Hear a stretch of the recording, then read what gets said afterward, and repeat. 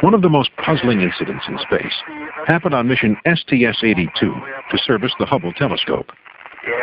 Astronauts Steve Smith and Mark Lee revealed that they're seeing some strange flashes as they re-enter the airlock of the shuttle. Okay, all right, that's good. Let's go out. Oh, that flash. Oh, that light flashed off. They could see it there.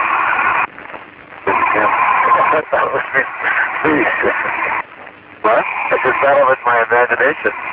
Yeah. I saw it too, so it's not. It was two of them.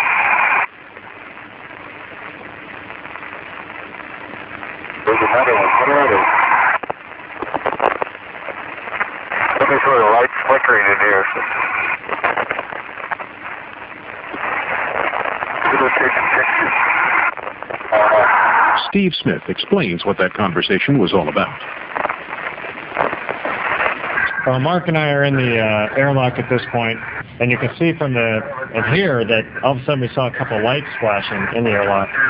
And when we were first asked about this conversation months later, we had forgotten about this. But anyway, I said, "Is that a light flashing, Tim?"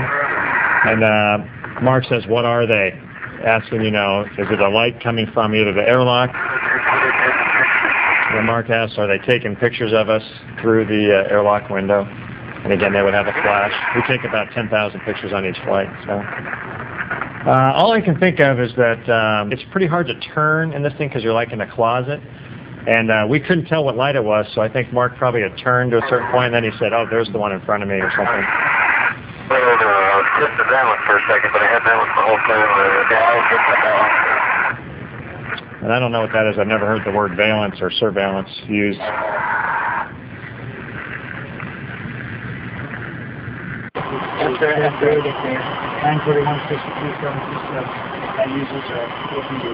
Whatever the lights were that the astronauts had seen, the transmission of their conversation appeared to be interrupted at this point.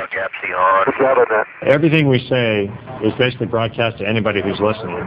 We have no button on our spacesuit, for example, when we're out there, that we can push just to talk to your crewmate that's spacewalking with you, or just to the people in the cockpit. We have no such button. So when we talk, it's automatically broadcast on an antenna off of our backpack out to the shuttle and then down to Earth.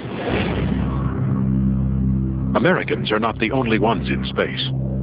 The Mir space station has allowed Russian cosmonauts to break the records for the length of time spent in space.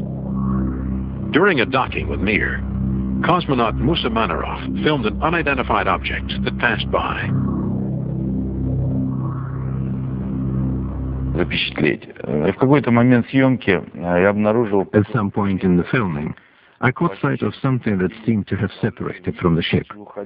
Moreover, it was rotating as it moved away and changing its brightness. I can't say exactly how far away it was. I can only say it was not very close, because the camera was focused on infinity. At first, it seemed to me that something had separated from the ship. But then, when I examined the ship, I realized that there was nothing that could have broken away. What's more, there were no alarms going off. Everything was calm. Later, there were lengthy arguments as to what it could possibly have been. On another mission, Russian cosmonaut Gennady Strikalov is certain he saw an unusual unidentified flying object in space. It was a huge sphere. I think it appeared when we were over Newfoundland. The sea was in the background. It was shining, sparkling, of absolutely even shape. It shone like the balls that hang on trees at Christmas, greenish in color and all shimmering. It was impossible to take your eyes off it. I watched it for maybe 5 or 7 seconds, but I didn't have a camera, and if I'd gone to get one, I would have lost it. For just as suddenly as it appeared, so it just disappeared. Okay, let's talk about what we have left here. It's not difficult to misinterpret objects in space. This mysteriously floating sphere is actually a recently developed remote camera called an air cam. A distinguished astronaut who agrees with Jack Casher's belief in the reality of UFOs is Gordon Cooper. Now in his 80s, Cooper had a sighting while serving as a fighter pilot in Germany in 1951.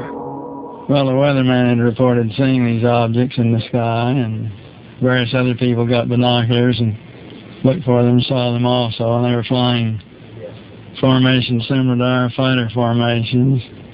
And we proceeded to launch some airplanes to see if we could get up to where they were, and we could not, and gave up on it. They were higher and faster than we could go.